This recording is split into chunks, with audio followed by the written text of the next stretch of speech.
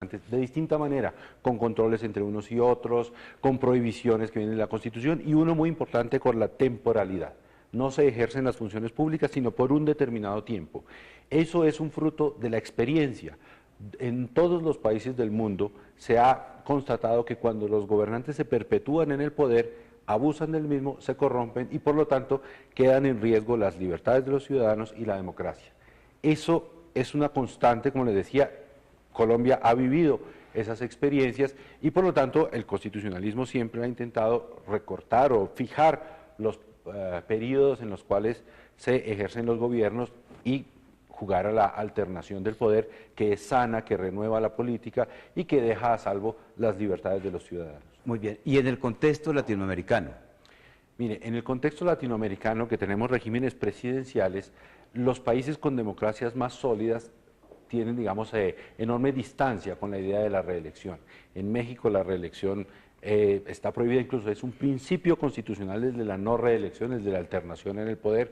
Y en otros países, fíjese, Venezuela hasta el año 1999 solamente permitía la reelección pasados 2 periodos. Un presidente ejercía su cargo y tenía que dejar pasar 10 años para poderse volver a presentar como candidato. Fíjese la experiencia de lo que está ocurriendo allí ahora con unas reglas distintas.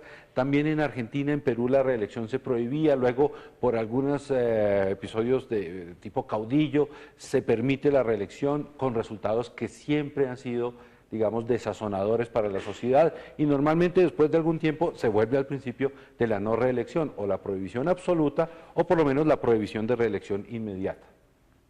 Muy bien. Muy bien, primer testigo. Doctor Salazar, ¿tiene usted la posibilidad de hacerle, aquí por favor, de contrapreguntarle al testigo Néstor Osuna? Gracias, señor. Ha dicho el doctor Osuna que en los países latinoamericanos la reelección está prohibida y que la reelección no es conveniente. Pero yo hago una pregunta. Hoy hay en Brasil reelección. Hay en Argentina reelección consecutiva. Hay en Perú reelección consecutiva. Entonces, en estas reelecciones no le ve bondades a usted al tema de la reelección, porque los únicos países de Sudamérica donde no hay reelección son Chile y Uruguay. Le respondo del siguiente modo. La Constitución de los Estados Unidos, la más vieja del mundo, permite la reelección desde el año 1787, el periodo presidencial de 4 años con posibilidad de reelección. A mediados del siglo XX reformaron la Constitución, una de las pocas reformas que tiene la Constitución de los Estados Unidos, para limitarlo a una sola vez.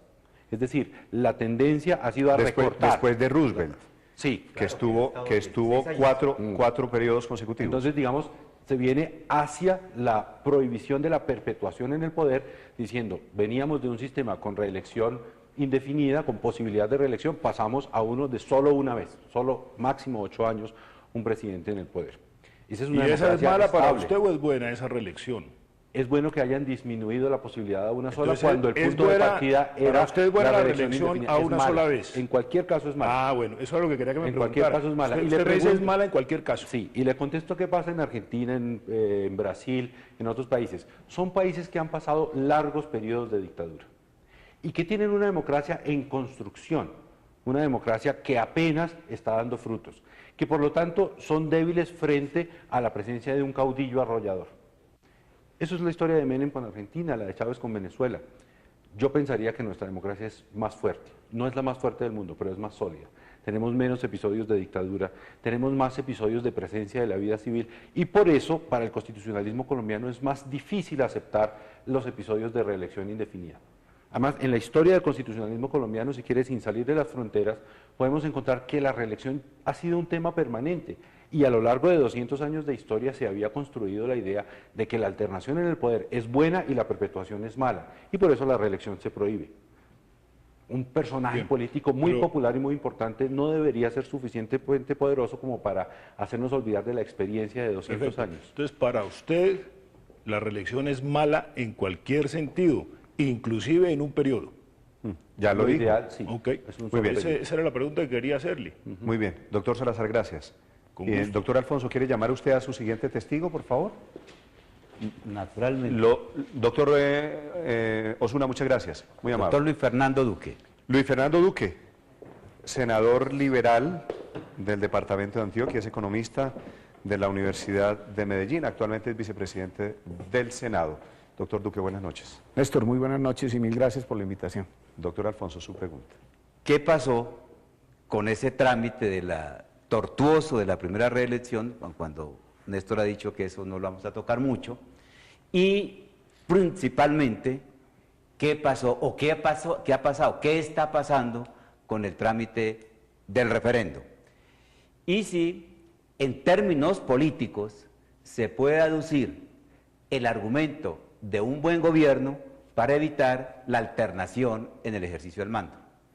Bueno, yo parto en primer lugar, doctor Gómez, que la situación de la reelección es mala cuando lo que se hace es centrar en una sola persona el ejercicio del poder. Lo que aquí hay que pensar es que hay que darle continuidad a unas políticas públicas. El mismo presidente Uribe acaba de decir que él no se quiere perpetuar, sino que lo que quiere es defender las ideas de seguridad democrática, confianza inversionista, inclusión social. Y cohesión social. Entonces, y cohesión social. Parto de ese principio y parto que la primera reelección de Uribe es un hecho cumplido. Vamos a discutir esta otra reelección.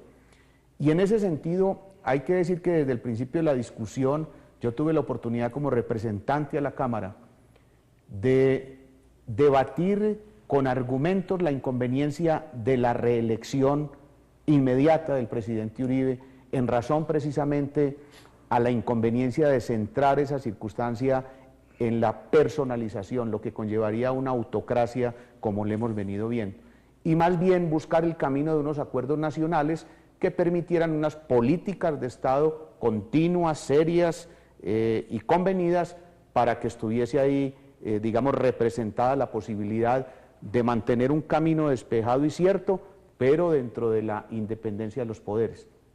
¿Qué ocurrió en la primera reelección? Desafortunadamente el trámite no fue claro, fue tortuoso.